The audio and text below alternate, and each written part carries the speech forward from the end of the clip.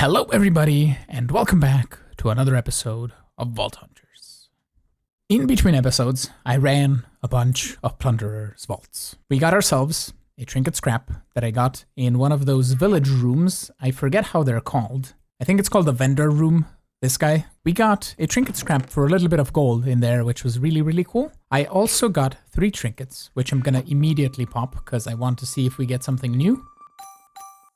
Ooh, we got a gluttony pendant, which grants instant eating and potion consuming speed. That's cool. I also got elvish air, which removes any and all fall damage, which kind of removes the purpose of using stonefall, but that's kind of nice.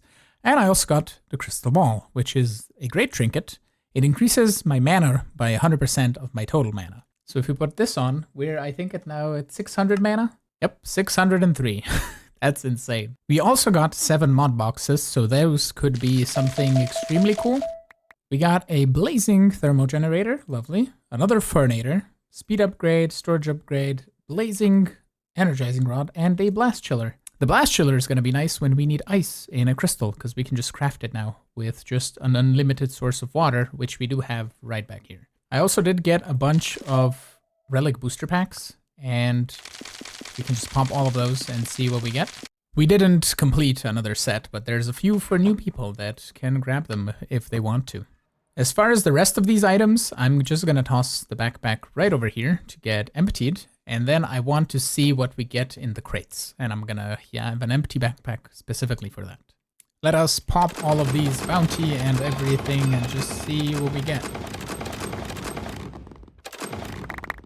We have a full chest of gear to identify. A few of the chest plates I have identified in between the vaults because my old chest plate ran out of durability, and we are now rocking this guy. All of the gear is in my backpack, and we can just do a boop. Nice. I'm gonna start tossing all of the new gear that I get directly into the refined stored system. And what we can do is we can do a hashtag search for, let's say, magnet, and we can find all the magnets, and then we can check out if any of them are really cool. For example, this one is pretty cool. It has item quantity and soul chance. This one, for example, we can just toss into the recycler. And if we want to see all the scrappy gear, we can just do this and just extract all of it, because we're probably not going to use scrappy gear anyway. I decided to put 2 of my expertise points that we had into Marketer, because that gets us 3 rerolls, which means that we can see a total of 12 items per 2 hours in each cycle, and that just means we can get a chance of buying more cool stuff. Out of all the gear that we got, we have an epic pair of pants, which are going to be an upgrade. We're going to lose the 19% item rarity, which is really cool, but we're going to gain 52% soul chance, which combined with this guy, the Idona's pendant, which increases my soul chance by 100% of my total soul chance, which means that these pants are going to give me 104% soul chance, which just means soul shards for days. And now that I took Marketer, it's going to be even better. So that is a definite upgrade. The boots that I got have 1 more % of movement speed. They are also soulbound. They have the same amount of health, more cooldown reduction. We lose a little bit of knockback resistance and mana regen, but we gain another 30% soul chance. So those are just going to be another upgrade as well. We also got this epic focus, which if we compare it to this one, apparently you have to do it in your main hand. It doesn't work from the offhand. We currently were using this Omega one that was given to me by Reese. And this one that we have has 32% soul chance, which is just going to be better. We lose 2% of mana regen and 11% trap disarm, which we already have 100%. And we just gain mana, and it's soulbound as well, like the other one, so that is pretty cool. And I totally forgot to put Unbreaking on the previous focus that I had, so I could have gotten much more use out of it. But it doesn't matter, we have new ones anyway. Pseudo has just given me another vault doll, and he ran a ornate vault with lots of ornate chests, and he said he looted a whole bunch of carbon, so we're gonna see how much stuff oh, that's so much gear. And I got a crate. Awesome. 682 carbon. Insane. And so many foci. So much gear as well. So we have a few more upgrades that could potentially be upgrades. And let's pop the crate. It actually won't be upgrades because all of the gear is level 77. But I did want to try out these banished souls, which you can craft. And let's make 7. right? And let's say we want to see what the sword that is rare plus, right? Can I just toss 7 of these on? I can. Nice. And then now it's a level 70 sword. And that is an epic. With 30 attack damage, which is the max roll, and the chilling cloud. I need chaining though. It could be potentially better. I can try and re-roll it. This is an amazing sword for possibly somebody, but not for my build, I don't think. It has 75% illager damage, max attack damage on the bottom. Okay, this sword I might keep. I don't know that I would use it because I'm kind of reliant on chaining, but this does 96 damage. Like for javelins, this could be cool, but for anything else, I would just need chaining. And the chaining can't be with attack damage, but this one is really cool for attack damage. I'm saving this. For the rest of these gear, I'm just gonna identify it and see if there's anything good. As soon as I can make the biggest burger that I can, I'm just gonna make them and eat them. Ooh, that's almost level 71. There we go, level 71. Nice. Yesterday, I was in a building mode, and I decided to overhaul our refined storage area. I have installed 3 storage monitors so we can see how many soul shards we have in the system, and we can easily grab them out. And the cool thing is, if you grab them out, they go directly into your shard pouch. Same as if you grab them out of a drawer. If I pulled them out of the system by searching for them, they went into my inventory. So this is much better. I also can monitor our gold and our echo gems. I just wanted something to look at. Then we have our crafting grid, a regular grid, which can in the future become a pattern grid.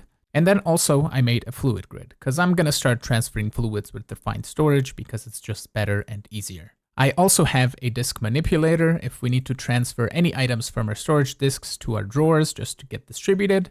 And I have an auto anvil placer thingy with a constructor in the back. And I know there is an anvil, this guy, that never breaks. And I could just make it and be done with it. But I have so many anvils in the system that I feel like it's a waste of resources until we use up all of these anvils. So this will do. We're going to have a constructor with anvils all the time, right up here. I also replaced the trash can with a nullifier because it has a bit of a safety net for catching you destroying items that you don't like because you have to push another button. I installed the controller for the refined storage right up here in preparation for the altar automation, which is unlockable for 32 research points here. It unlocks the Vault integration mod, which allows you to craft the altar conduit. And you can place that on top of the altar, and I believe it auto-pulls the items from the system to complete vault crystals. I think we're still gonna have to push a button or at least trigger a redstone signal on the conduit, so I'm gonna figure that out when we get to it and probably use some modular routers. I think I can do that wirelessly underneath to send redstone signals. And then we can also set up something to pick up the crystal and possibly like toss it in front of my portal, wherever that's going to be in the future. And then I never have to touch the altar ever again. For now, I think we're just going to make a second vault altar. And I think I might put this guy actually instead of the nullifier for the moment. We're going to put it right here because I still need to make crystals until I get the 32 knowledge. So we're just going to put the button right back. And the altar down there is going to be for the future. For the moment, we're going to look at the ugly side of the nullifier right there, and we can use it to trash can stuff if need be. And when we're ready, we can move it back here. We have vault stone slabs and vault stone stairs in the back, but there is no crafting recipe for them. If I press R, it's not doing anything. And you can see that there's a recipe for this, for example, when I press it.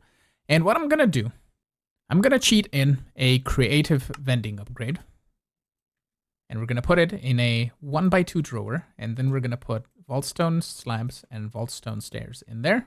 And we can then quantify it and lock it. And it's going to be 2.1 gigs.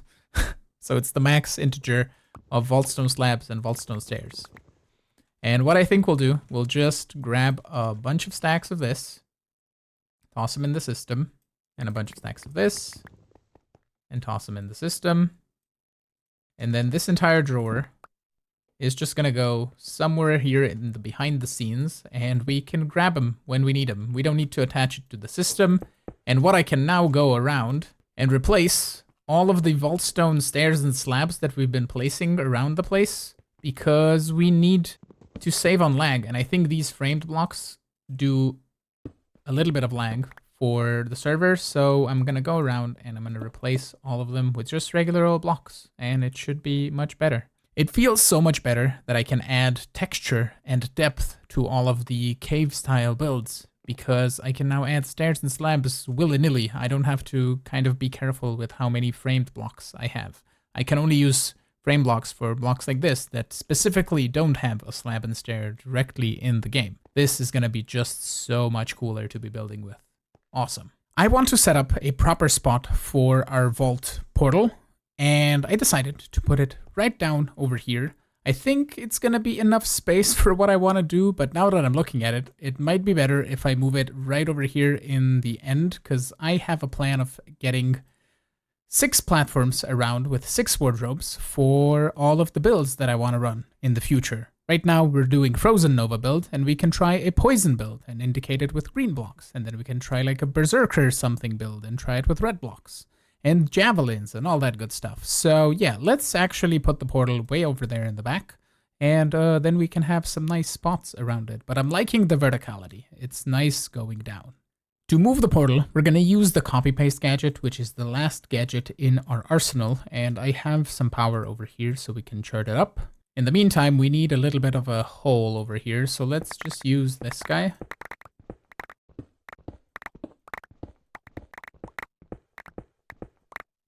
Oh, that's our wardrobe. There we go, wardrobe fixed, and stay here until I'm done working on this. This should be the entire thing copied, so we can now go into paste, and I'm not gonna have all the things to copy it, but ooh, it directly fits right in here.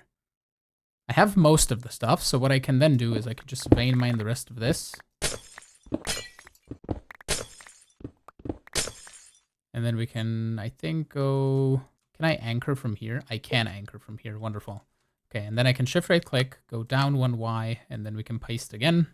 There we go, fully done. And maybe F3A to refresh the textures. Nope.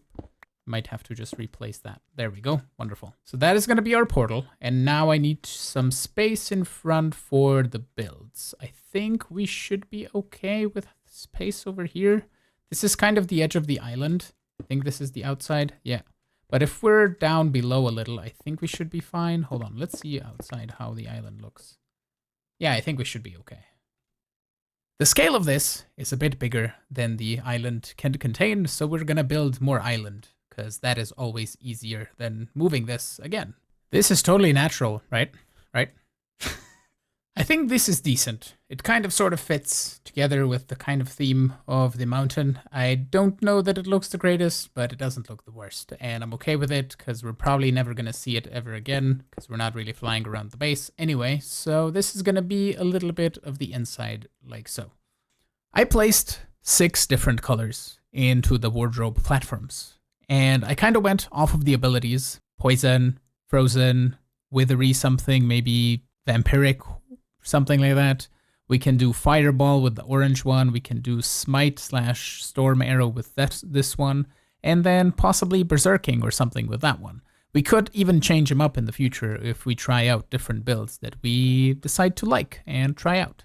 I also don't have time to work on this anymore today because I'm kind of running out of time to get this video out today. So what I'm thinking is tomorrow morning, I want to do a live stream and I want to work on this and make it look nice and pretty and KV and all of that good stuff and make it look really cool. And then we can show it off in the next video. For now, I think I'm going to have to call it an episode. I think this one might be a little bit shorter, but we did a lot of building, which takes time, and I kind of like to do building off camera. I have not figured out how to nicely show it on camera, and yeah, it is what it is. But I want to thank you all so much for watching. I am really hoping that you did enjoy it. If you did, make sure to smash the like button, and you can also subscribe to get notified of when new videos go live, and I will see you all in the next episode. Have a good one. Bye-bye.